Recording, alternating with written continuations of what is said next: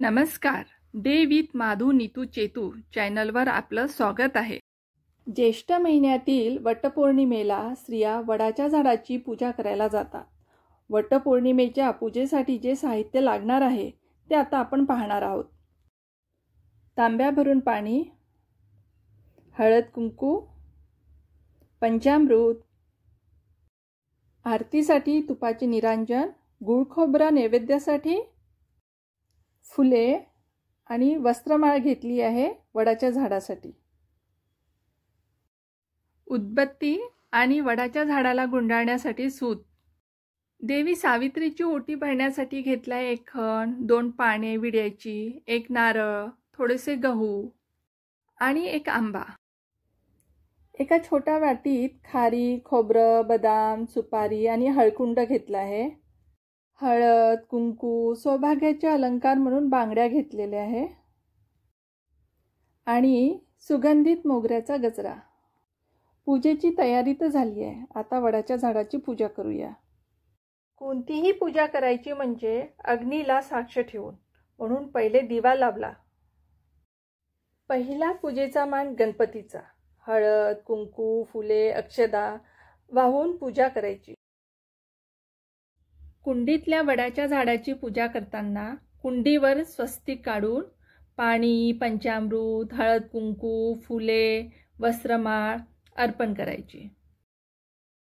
वडाच्या झाडाची पूजा करताना संकल्प करायचा, माझा पती, घरातील सर्व सुखी दीर्घायुष्य व्हावे म्हणून मी पूजा करते.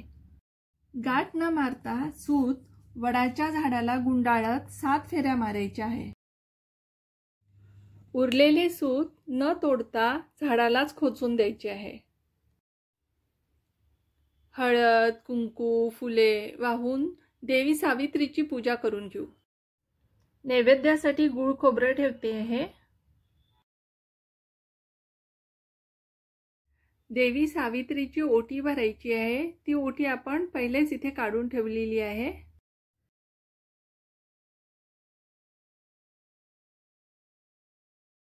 घरात जे साहित्य आहे ते वापरून पूजा करावी. एखादी गोष्ट कमी असली तरी चालते. पूजा ही मनात भाव ठेवून करायची.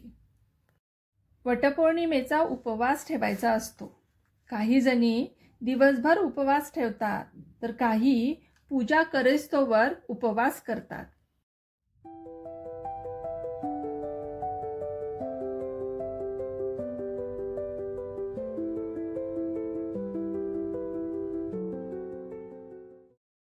उपवास म्हटलं की रेसिपी आलीच.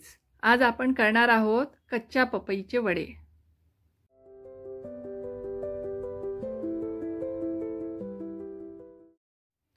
इथे 1 कच्ची पपई घेतली आहे. पपईला सोलून त्याचे मोठे तुकडे करून घेते.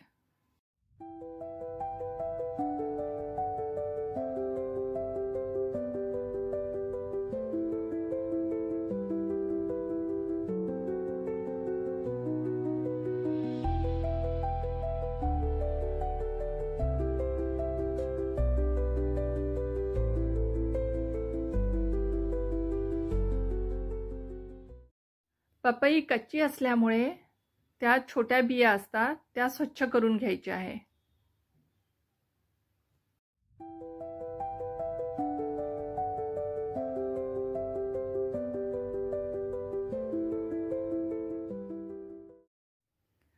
पपईला बारीक किसणीने किसून घेऊ.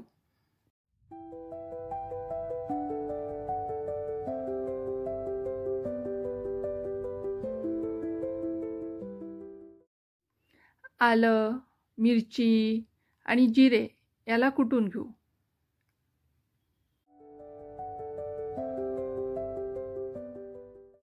जेवढा साबुदाणा घेतला आहे त्यापेक्षा कमी कच्ची किसलेली पपई घ्यायची आहे.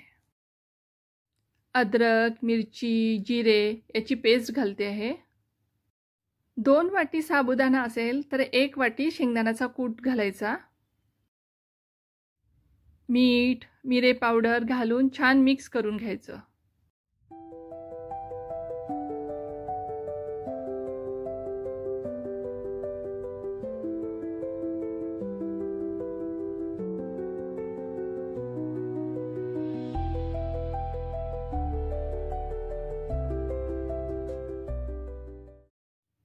छान मिक्स केल्यानंतर याचे वडे असे बनतात आहे, पण आपण याला अर्धा तास रेस्ट देणार आहोत.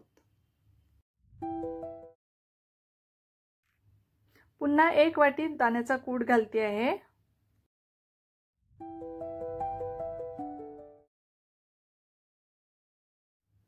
छान मिक्स करून याचे वडे करून घेऊ.